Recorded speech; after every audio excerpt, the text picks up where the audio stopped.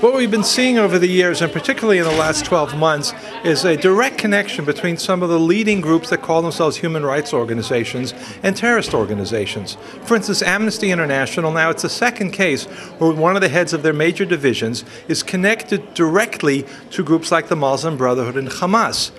And her husband is even more active in these kinds of frameworks. And how does it affect the activity, the actual activity on the field? Well, it's not just, this is not an isolated case. We see other cases like that within Amnesty and also groups like Al-Haq, headed by someone who is connected with the PFLP, the Popular Front for the Liberation of Palestine. Everybody accepts them as a major terrorist organization, and he's been connected with that. Other organizations like that are recognized in the United Nations, in the International Criminal Court. They're called human rights organizations, and that's how they're perceived and presented.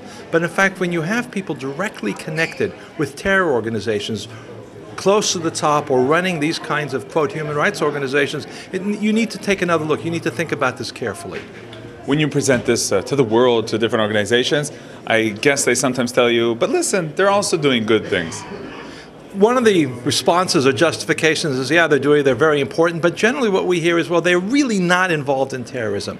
Maybe they were once involved in terrorism, but they've seen the light, and they've done tshuva, they've returned to the right path. And of course, a lot of that has no basis in fact.